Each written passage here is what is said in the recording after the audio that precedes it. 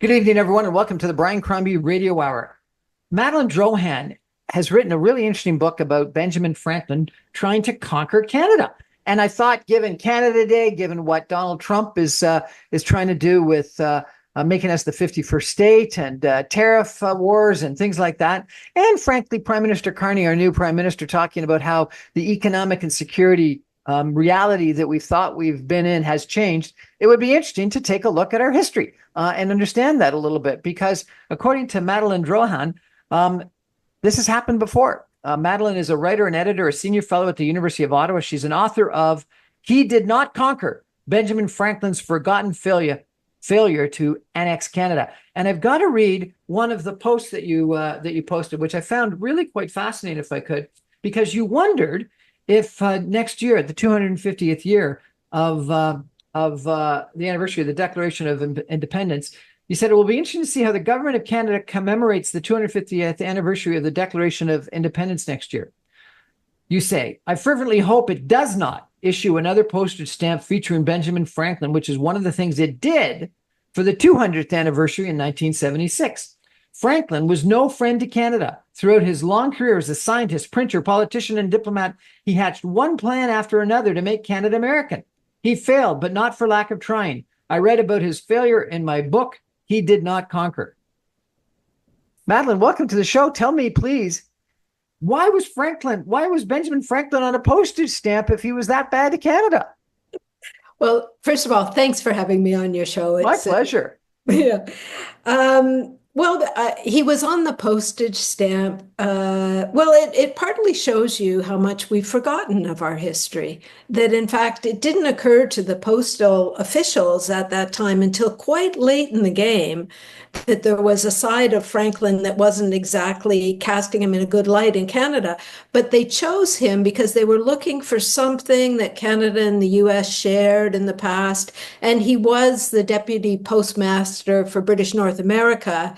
And during that time, it was all of British North America. And under his rule at that time, there were post offices opened in a couple of Canadian cities, including, I think, Montreal and Halifax. So to the postal officials, he looked like a good bet. But it wasn't until more of his history sort of came to light within the department that they realized that they had to say something about it, but they still went with Benjamin Franklin.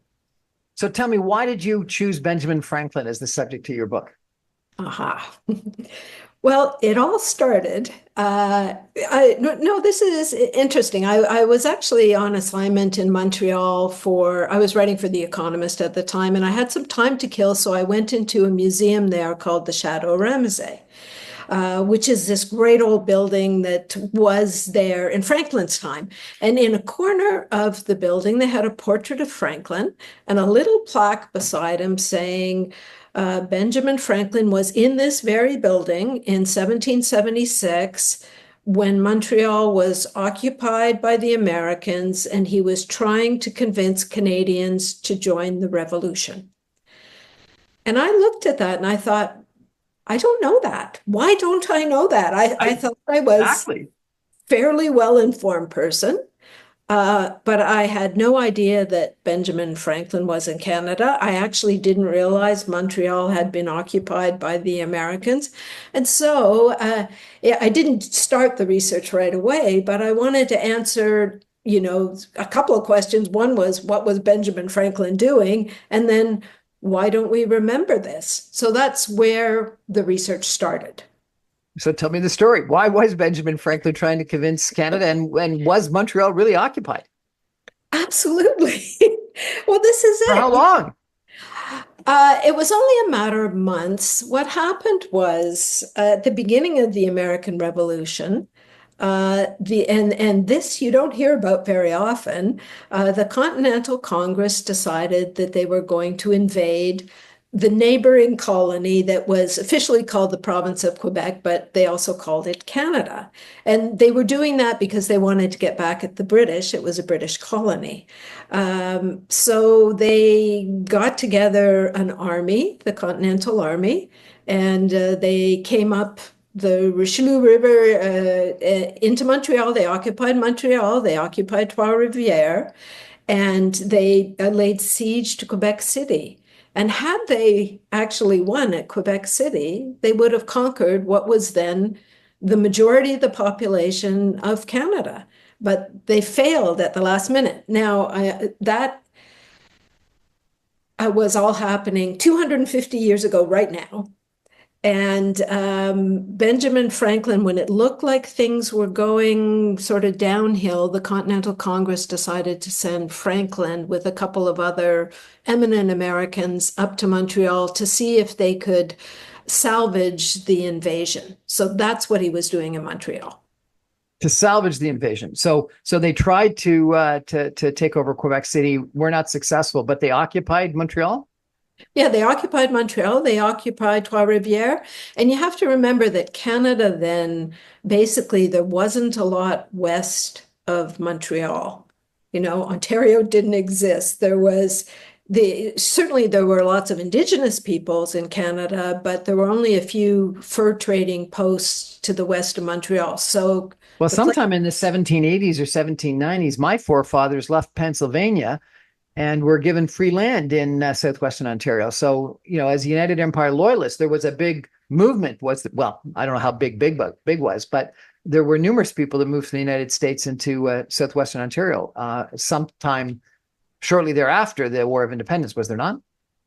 well, yes, and during the War of Independence as well. I mean, that created a huge surge of people from the United States because it's interesting how similar circumstances were 250 years ago to today, because at the time, the American society was deeply divided.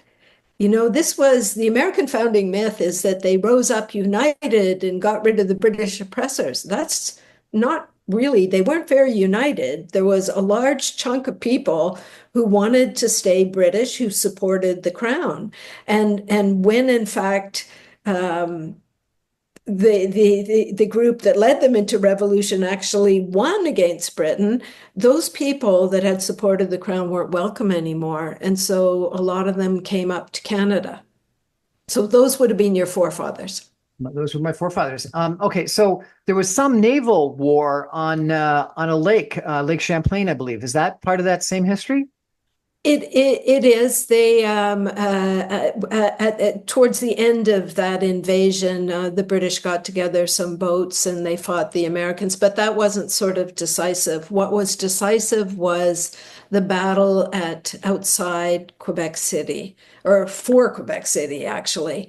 And the Americans, it was sort of a Hail Mary attempt because the soldiers in the Continental Army were enlisted for very short periods of time, and their enlistments were going to end on January 1st, and a lot of them were just going to go home. So the leader of the American general at the time, Richard Montgomery, decided this is our last chance to take Quebec City. So they attacked in the middle of a snowstorm on New Year's Eve and were routed, completely routed. And that's really what broke the back of the invasion, although they hung on until early May. And then they were sort of chased out of Canada because British reinforcements had arrived. So it was not a glorious episode in American history. And that's partly why we never hear about it. Oh, so they don't want to remember it. Sort of like when the White House was burnt, which I think was what, 1812 or something like that. That was in the War of 1812. And again, although that war was interesting because the War of 1812, both sides claim that they won. No, if you read American history books, they actually won that war. And Canadian history books have the Canadians winning. So it's an interesting I don't war. understand. The War of 1812, didn't they attack Canada and Brock kicked them out or something like that? Yes. Well, they didn't succeed in actually conquering Canada that time. And well, I'll finish. How do they claim they won? Because what happened was the two sides agreed to go back to the borders the way they were before the war started, right? So neither side could really won or lost in a way because they just went back to where they were in the first place. But please correct me if I'm wrong. Americans wanted to attack and take over Canada, correct? Well, yes, but you'll get historians disagreeing about whether they were really serious about conquering Canada. What they really wanted to do was give the British a bloody nose, because Britain at the time was holding up American trade. They were seizing former British subjects off of American boats and claiming they were still British and were part of the British Navy. And they hadn't given up the forts that they said they were going to give up after the Revolutionary War. So the Americans wanted to, get Britain's attention, and the best way to get Britain's attention was to attack Canada, which was a British colony. So Britain did change some of the things that the Americans wanted afterwards. So in that way, you could probably say it was a victory for the Americans. Okay. So Franklin attacked Canada and was in Montreal in 1776. You say he tried again. Tell us the history of his repeated attempts. Right. Well, if we're going to talk about the history, we should go way back, right? Okay, please do. Well, because no, it just to put it in context so this all makes sense. The minute the French explorers, or not even explorers, companies and British companies arrived in North America, they claimed the whole of the continent for themselves, right? So from the very beginning, and we're talking about the early 1600s. This is this huge continent, and both of them are sort of settling on indigenous lands. But whenever they run into each other, which wasn't very often, it's a huge continent, they would sort of fight each other saying, this is ours, this is British, or well, actually at that point, this is English, or this is French, right? So there was a long, long history of animosity between the people who lived in Canada and the people who lived in the 13 colonies. And that actually went right up to, well, really the end of the 1800s to a certain extent. That's where Canadians, the two sides were hostile and sort of feared each other up until then. And yes, so that's sort of the background. This since the Second World War, we've had this long period of peace, and we get John F. Kennedy talking about we're friendly neighbors and stuff like that. But if you look at the sort of full breadth of history, for the previous 2 centuries before that, we were at each other's throats. Okay, so I'll go back to your question now, just having given that context. So Franklin was sort of a man of his time. The people in the 13 colonies when he was growing up, and I'm talking about early 1700s now, they still considered the people in Canada as their enemies. And they were mostly in the 13 colonies. The French in Canada, or everyone in Canada? Well, it was mostly French in Canada. Right. Okay. There was a very, very few English speakers in Canada at the time. But that was British North America at the time, controlled by England, correct? No, it was actually New France up until 1760. And that's when Britain drove France out of North America. Okay. So when was York or Toronto inhabited? That's a good question. That would have been probably the late 1700s. Really? Okay. So you're saying really all Canada was at the time was Lower Canada or New France? Yes. Yeah. Okay. And there was something like, depending on whose estimate you're going to use, about 100,000 French Canadians living there. Okay. And so 1760, what, Britain takes over New France?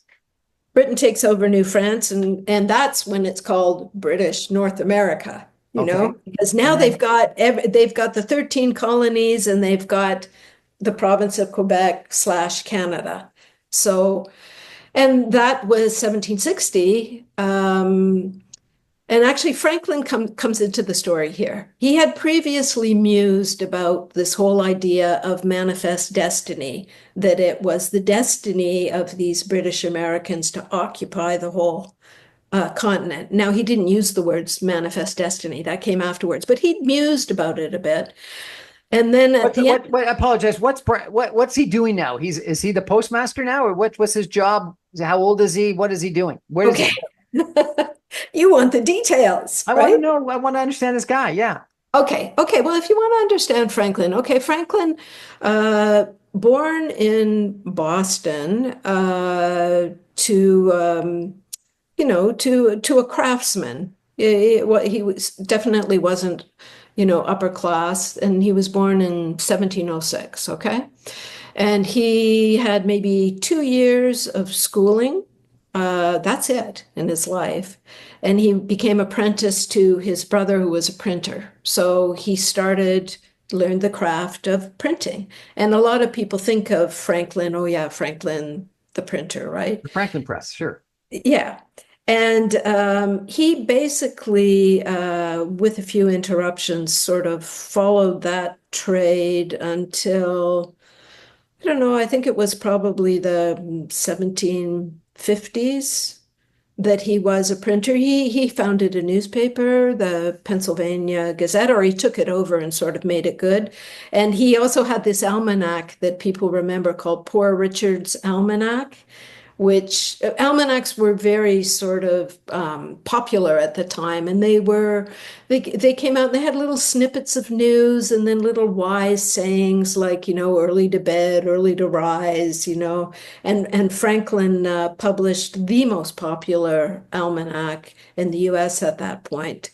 But he retired very early from printing and decided to go into politics and became the Deputy Postmaster General of British North America.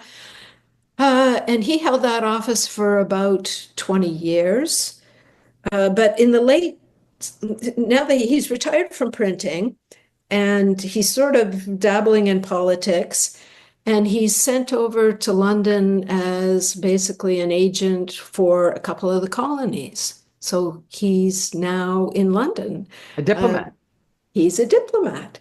And he spent until 1775 there being a diplomat for the various colonies, sometimes only representing one, sometimes a group of them, but he got a real taste for diplomacy then. And I should say, alongside all of this, he's doing what made him the most famous person in the world at that point, the most famous, sorry, American in the world, all these electricity experiments, you know, with a lot of people picture Franklin with a kite and a key on it and Yep. that. He made a lot of discoveries about electricity, invented, I believe, the lightning rod, and this sort of went all across Europe. I mean, he was famous there. So that helped him later on in his diplomatic efforts. But we'll bring this back to 1760, where he is in London as a diplomat. Okay. Britain is trying to decide, it has conquered New France. But at the end of wars, then people got together, the opposing sides got together and sort of negotiated, you keep this, I'll keep that, and Britain was trying to decide, do we keep Canada or do we keep Guadeloupe? And it was a real debate, a real discussion, because Guadeloupe produced sugar. And they sent a lot of money to the French treasury at the time. And Canada produced fish, fur, timber, and wasn't producing, like, it wasn't seen as a lucrative colony to have. But in the end, Britain, and while this debate was going on, Franklin published something called the Canada pamphlet, where he argued for Britain to keep Canada and to sort of merge it as part of, the same sort of polity as the 13 colonies. So that's one of the times that he wanted to join what is Canada together with the 13 colonies. And Britain, in the end, did decide to keep Canada, but it kept it separate from the 13 colonies. So were the 13 colonies a unity at that time? No, no, So no. how do you say they kept them separate? Like, why weren't they just 14 colonies? Well, I suppose they could have been regarded, but there was there was intercourse and some cooperation between the 13 colonies, and It they didn't. were English-speaking Protestant mostly colonies. So they sort of saw each other as a group. They just didn't do a lot of things as a group. They were talking then about uniting for defensive purposes. They shared some things. The post office, I think, started in the States at that time too. So, well, no, there was already a post office, but that there were some links, but it wasn't there wasn't a united government there in the 13 colonies. This is fascinating, understanding this history of Benjamin Franklin and his interest in Canada, particularly as we think about I think we've heard a lot about President McKinley, 100 years later, because Donald Trump has talked about McKinley on several occasions, and some other people have talked about McKinley and tariffs and his designs on Canada. So it's interesting to put the historical perspective in book form and have you talk to us about it. Thank you so much. We're going to take a break for some messages and come back in just 2 minutes, and we're going to see if Benjamin Franklin tried it again when we come back. Stay with us, everyone. Back in 2 minutes.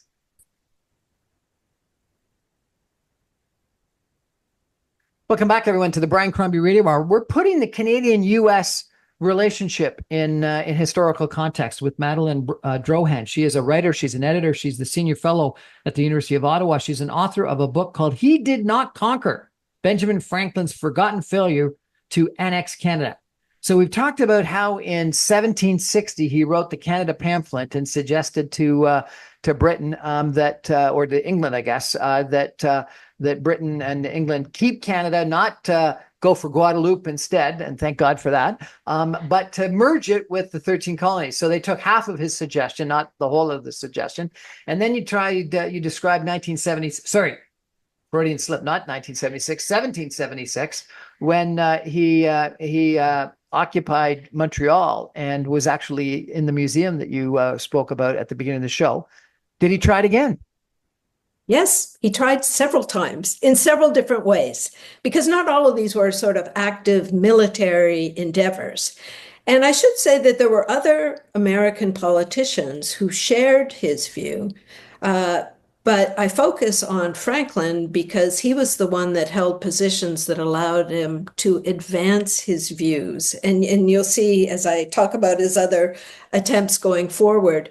He started in 1776.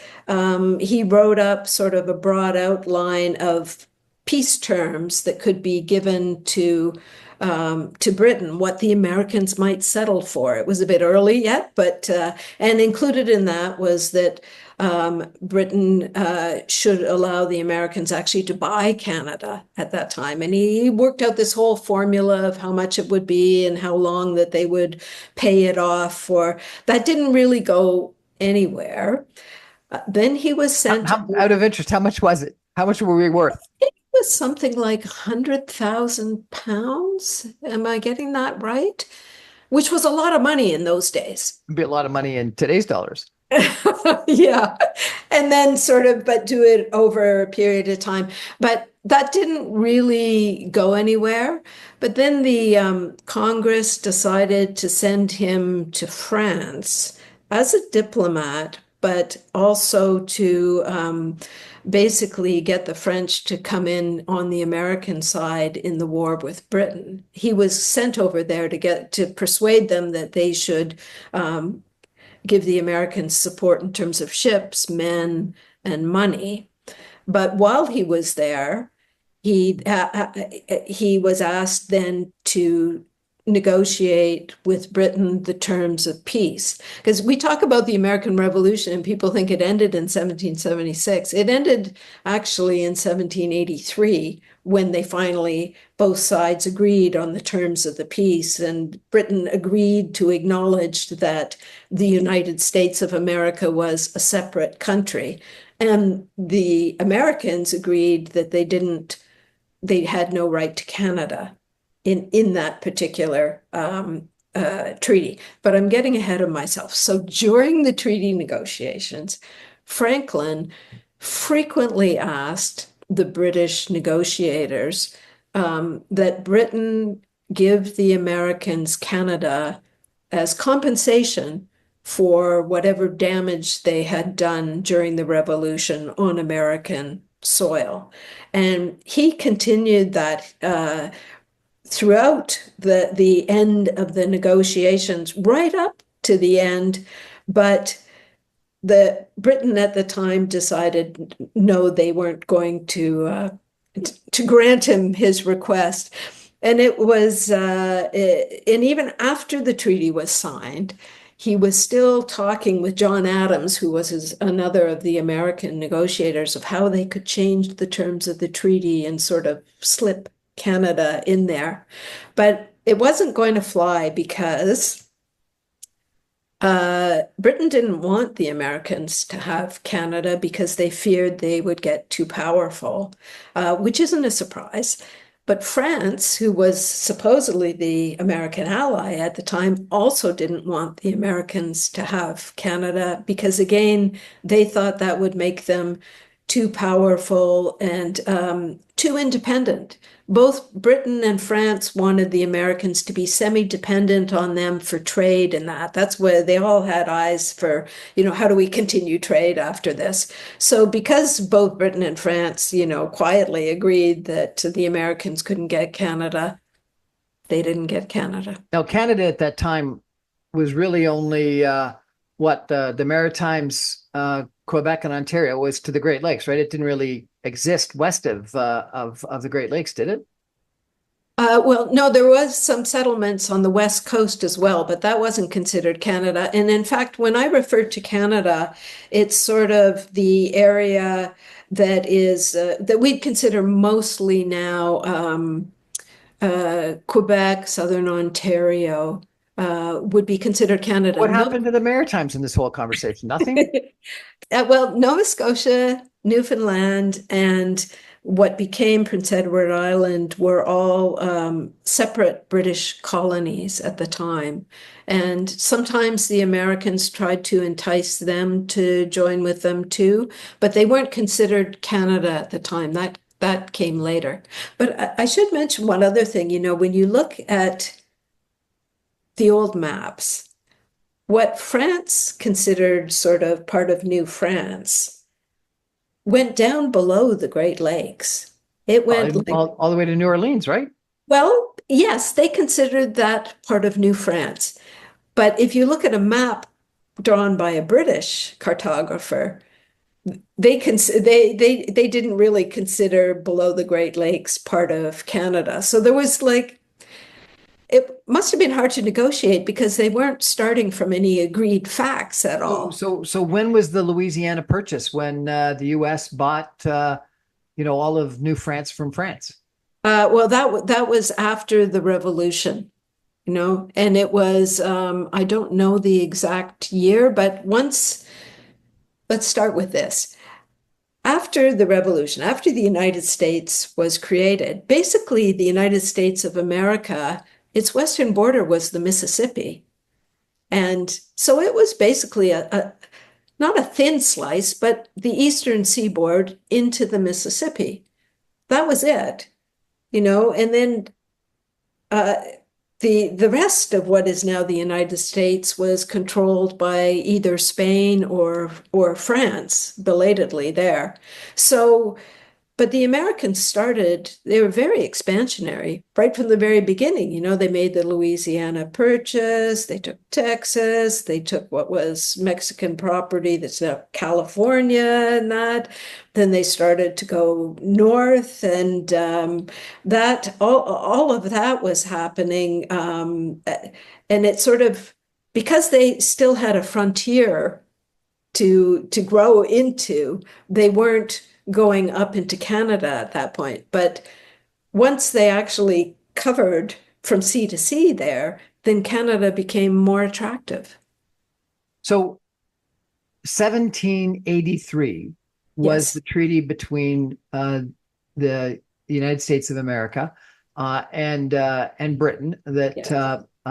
effectively granted sovereignty to the United States and sovereignty to Canada. That it was separate from the United States, not separate from Britain, but separate from the United States. I thought the War of Independence was over in 1776. So you've taught me several things today. What was that treaty called by chance? That was the Treaty of Paris. The But Treaty there, of Paris. It's yeah, sort of that sort of creates Canada, does it not? well, it creates the conditions for Canada. You know, that's the interesting part. Without that treaty, you know, Canada wouldn't exist. But what it left north of the border was a collection of British colonies that sort of, you know, they grew, and you know especially what we call what's Quebec and Ontario, but Lower and Upper Canada were created in the late 1700s, and then there was sort of more and more joint government, and then we get as far as 1867 when the Maritimes came in and joined and created the Dominion of Canada. So Yeah, Benjamin Franklin's trying still in 1783. yeah. He's what, 76 years old at the time? That's an old man today, let alone in the 1700s. Yeah, he lived a long time though. He didn't die until I think 1790. But when he didn't win Canada during the peace negotiations and sort of the early days of the Treaty of Paris, that seems to have been his last hurrah in terms of Canada. He stayed on though in Paris for a few years and then came back to the US and was part of various, groups that created things like the Constitution of the United States and that. But Canada seemed to have faded from his mind. And I think that's because there was a hell of a lot to do in the United States to create this new country. Like, that's one of the reasons why Canada's often sort of not been the direct target of American expansion, is because they had other distractions, doing things at home or going You say after. that, but this is 1783 to 6, you're saying, and then 1812. So 20 years later, they're attacking again. Well, that's true. But 1812 was sort of unfinished business from the revolution that had to be cleaned up in one way or another. And then there have been various times where the Americans, groups of Americans, let me put it that way, because it's never all of the Americans, but certain groups there say, why don't we conquer Canada? Well, I understood that 1867 or prior to 1867, there were Americans that were interested in taking over Western Canada, and it was Johnny MacDonald that decided that no, we were going to create a railway across the country, the country of Canada, and establish tariffs to separate out Canada from the United States, and that was the the initiation of Canada. No. Yes, you're absolutely correct. And especially about the American pressure there, because the United States bought Alaska from the Russians, I think in 1867, same time that, the Dominion of Canada was created. And they thought about, well, okay, we've got Alaska there, we've got the rest of the United States down here. We should have the land in the middle. And there was some toing and froing between, Britain and the United States about who actually was going to control that land. And at the time that British Columbia decided to join Confederation, there was discussions within British Columbia as well about whether or not we should join the United States, but it turned out Britain put some pressure on and they ended up joining joining the Dominion of Canada. Again, my history is far less perfect than yours, that's for sure. But I thought it was MacDonald that promised the railway, and that's what persuaded British Columbia to join. Well, yes, no, you're not incorrect there, but just in saying that it persuaded it, there was another group there saying, well, why don't we join with the US? Because the links there were north-south. There was lots of Americans trade with the Americans there. There were even Americans, on the West Coast saying, this is our land, or it should be. When was the Yukon Gold Rush, where all the Americans came up through British Columbia to mine for gold in Yukon? Yeah, now you're testing my knowledge of history. I'm a Franklin specialist. And Thomas McGee. Well, and then, this is completely 100 years after what your specialty is. But in the 1890s, we had President McKinley that had designs on Canada all over again. So, we got 1760, 1776, 1783, 1812, 1860s, and 1890s. That's a lot of potential attacks. Yeah. No, well, Trump is not the first American to think that Canada should be part of the United States. It has been present in the American psyche from the very beginning, that some people thought that Canada, that the United States should extend to the North Pole. Well, you mentioned buying Alaska. How different is buying Greenland than buying Alaska? It's sort of similar. It is. I sometimes think we're in a rerun of 250 years ago with slightly different pieces. Well, let's go there next, because I think this is interesting. Who was it? I don't even remember now, but said that history doesn't repeat itself, but it rhymes. And so that's interesting. We're going to take a break for some messages, and we're going to come back in 2 minutes, and I'm going to ask our expert guest, is history rhyming? And if it is, what if anything can we learn from history? And if she could sit down with Prime Minister Mark Carney or some of the people that are negotiating with Donald Trump, what would she tell them based on her knowledge of Canadian American history? Stay with us, everyone. Back in 2 minutes. Welcome back, everyone, to the Brian Crombie Radio Hour. We're looking at history today, and does it rhyme, and what it could tell us about Canadian-U.S. history and our relations. Our guest is Madelaine Drohan, who is a writer, editor, senior fellow at the University of Ottawa, and she's an author of a book that I just got to read now, because this has been such a fascinating conversation, called He Did Not Conquer: Benjamin Franklin's Forgotten Failure to Annex Canada. And she got really irate. It was interesting when she saw Benjamin Franklin on the 250th anniversary of the War of Independence postage stamp by Canada, saying, why would the Canadian Post Office put Benjamin Franklin on a postage stamp when he tried to take us over in 1760, 1776, 1783, 1786, etc. Interesting history.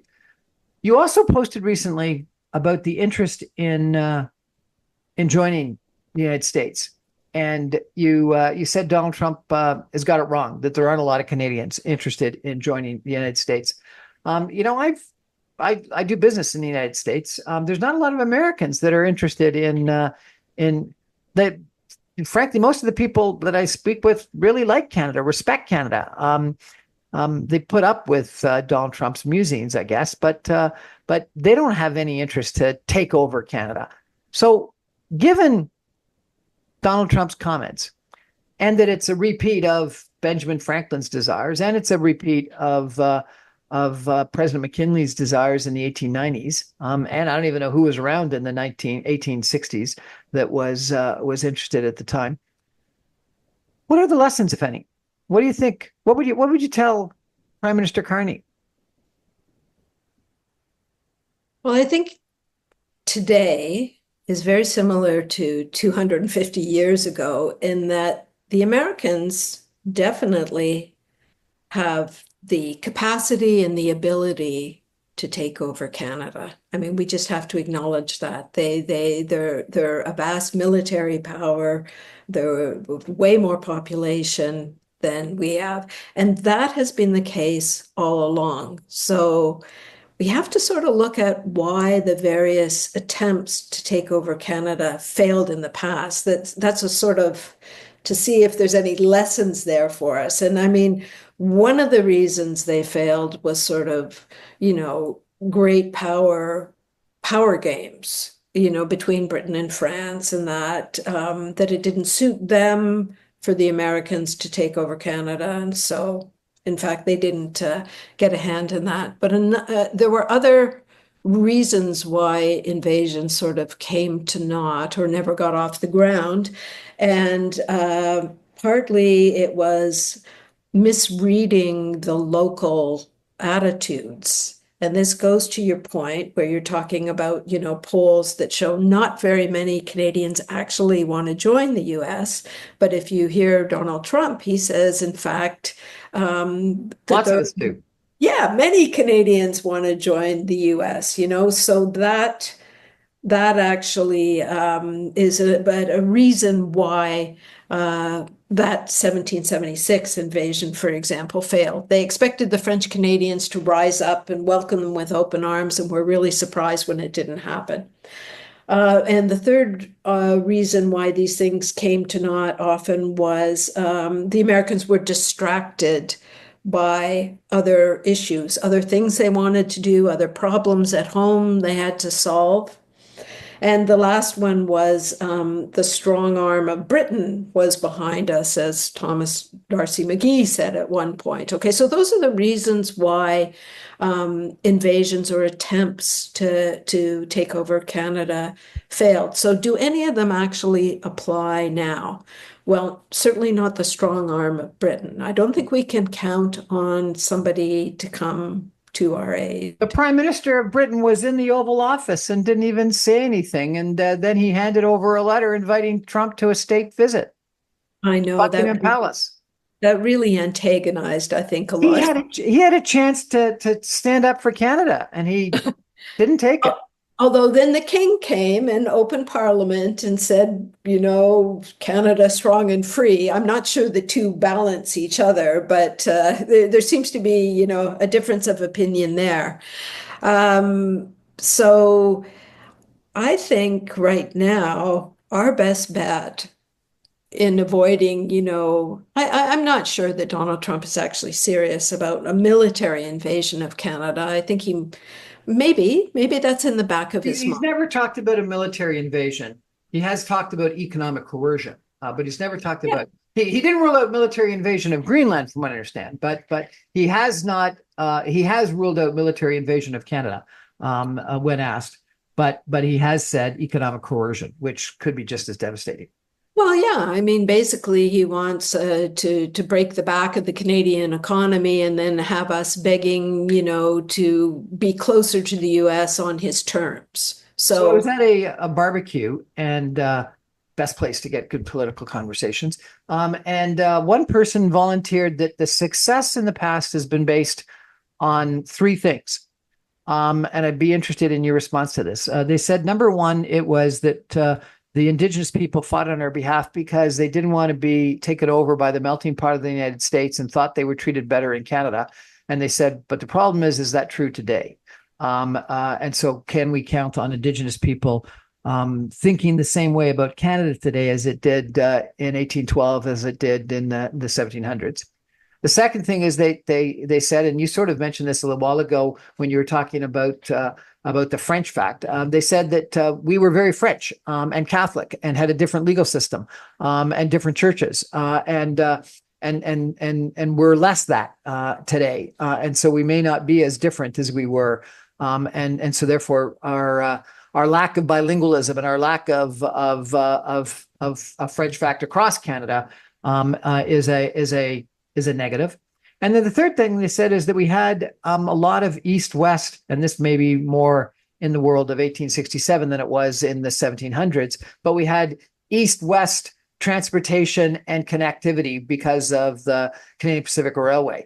And thinking that that is the one thing that the Canadian federal government needs to do is ensure that we've got rail, pipelines, and other things like grids, et cetera, that connect east and west. And so it works against the north-south gravitational pull. So please address Indigenous relations, French fact, and infrastructure that knits us together.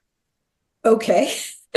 Well, first of all, with Indigenous relations, there were Indigenous people fighting on both sides during the American Revolution. I mean, there were Indigenous people that support, first of all, the Indigenous peoples tried to stay out of it because they saw it as a war, a family quarrel, between English-speaking Americans and English-speaking British people. But eventually they were dragged into the war, but they were very split. So I'm not sure. Certainly we would be harmed if there wasn't the support of Indigenous Canadians, but I don't think it was a decisive factor in that particular war, in the Revolution, okay? The French were a decisive factor, the French Canadians, I should say, because had they risen up and supported the American troops that were invading Canada, it would have been all over. There was something like this 600 British troops that were able to fight at the time. Okay, there were lots that were sick. Smallpox was really rampant in that. So 600 for basically the stretch of, from the Great Lakes to the mouth of the St. Lawrence. 600 soldiers. Yeah. 600 soldiers. Yeah, to start with. But then the Americans weren't invading. Well, they certainly were invading with a lot more than that. I think they had, it might have been close to 3,000 altogether who came. And they didn't come all in one group. They came in two separate groups. So had the French Canadians, which I said were something like 100,000, decided that they were going to support them, it really would have been all over. But much like the Americans, the French Canadians were also a bit split. So there was about a third that supported Britain. There was about a third that were sort of sympathetic to the Americans. And there was a third in the middle who were waiting to see, they weren't quite sure. But they never rose up en masse. And so they did saved Canada. And in fact, for a long time, they talked about being the cradle of Canada until that became not the thing to say anymore within Canada. So where am I going with this? So now the French, why did the Liberals win the last election? It was because Quebec swung behind them. So you could argue that in electing someone that we thought would stand up for Trump, the French Canadians were very decisive there again, because to a certain extent, and there's lots of complicated reasons why they vote in that, but one of the things is to become part of the states, they face an even bigger danger of assimilation than they do as part of Canada. And so becoming part of the states is not all that attractive if you want to preserve your French language and culture. Well, the history of French language and culture in Louisiana and New Orleans would certainly prove that true. That's absolutely, and they use that. They talk about that. Look what happened to the Acadians that ended up in Louisiana. So I would say, I think, as long as the federal government doesn't alienate the French Canadians, then that would be a decisive factor in sort of battling off the US now. And the third thing, the East-West connections, we've allowed a lot of north-south connections to develop because of trade and neglected the east-west connections in Canada. And I think the Prime Minister Carney is talking about trying to reestablish some of those connections. We'll see what happens, but it would certainly be important in terms of holding the country together. What's your next book? I haven't got there yet. I'm still getting over this one. It took me 5 years of research and writing, so I wonder if many Americans are going to read your book. I don't know because this is not a story that the Americans would like to hear. Or know anything about. Yeah, no, in fact, I read a lot of American history books and biographies of Franklin when I was researching this, and they often either don't mention the invasion of Canada or they sort of skip over it very quickly to get on to the Declaration of Independence, something that they are proud of. It sounds to me like this Treaty of Paris was pretty important. Is there anything we gave up in the Treaty of Paris that was a mistake? A lot of land. All that land below the Great Lakes, both Britain and the 13 colonies had sort of equal claim to it, but the Americans were more vociferous about wanting it and saying that they had a right to it. But had Canada sort of stuck to its previous borders as New France, it would go down below the Great Lakes. We'd own the Ohio Valley and, the top of the Mississippi and that. But yeah, so land. Anything else?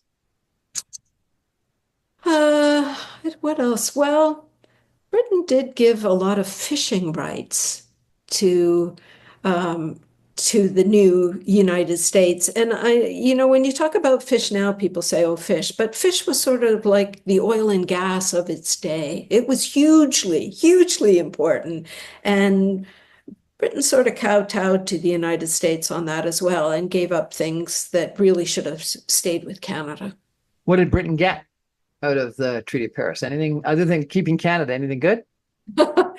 Yeah, well, they had their eye all along on keeping good trade relations with the Americans. I mean, that was a driving force. The United States, the 13 colonies, was a big market for British goods, and they managed to restart those trading links almost right away. And so that was something that they wanted, and that's what they got at our expense. Really? So is one of the lessons, don't be overly focused on trade and give up land and sovereignty? Is that a lesson? I don't know. I mean, it was good for Britain. It was good for the United States too. They wanted to trade with the Britain as well. And unfortunately, poor old France got sort of, swept aside after they'd come in and saved the Americans. And I think even George Washington said they wouldn't have won the revolution without the support of France. But very quickly, the Americans forgot about that French support and sort of went back to dealing with Britain. This has been a fascinating conversation. I really appreciate it. Thank you so much. It's been my pleasure. If people want to buy your book, remind us of the title, and if you could tell us where they can buy it. Well, right now it's on pre-order. It's on Indigo, on the website, on Amazon, at your local independent bookstore. They can order it for you as well. It doesn't officially, I think the official publication date is September 30th, but you can pre-order now. Oh, Barnes and Noble in the States as well, if you've got American listeners. And the title? He Did Not Conquer: Benjamin Franklin's Failure to Annex Canada. Benjamin Franklin's failure to annex Canada. What a great story. Thank you so much for joining us and telling us about it. I really appreciate it. Thank you. I think that, there's lessons in history. There's lessons clearly in what we've just been talking about. I think there's great lessons in 1867 and what John A. Macdonald did and the CP Rail. I think reciprocity and some of the tariff arguments in the McKinley era in the 1890s are interesting. I think Laurier and his fight for reciprocity in the 1900s.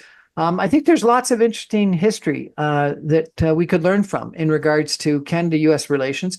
I think the border, and I've done a couple of shows on how the border was formalized both east of the Great Lakes as well as west of the Great Lakes, and whether it be the 49th parallel or the 43rd parallel, I think is interesting.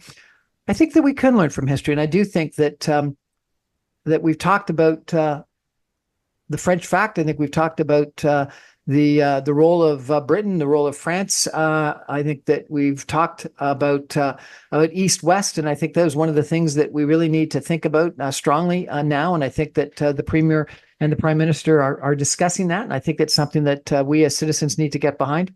I think Indigenous relations is an issue. I guess I wasn't as aware as our guest has talked about how Indigenous people may have been fighting really on both sides in 1776. But I think in 1812, at least my history book, is that Indigenous people were far more on the British/Canadian side. At least that's what I'd like to remember. And I do think that we've got to seriously think about whether we treat our Indigenous brothers as well as they should be treated, and as part of our country in Canada, and better than they are treated in the United States. And I think, the rights of people ends up being important. There was an interesting article in the Globe and Mail recently about the United States. Are they our friends still? And we need to think about that, and how we treat our people. And is the United States more authoritarian today?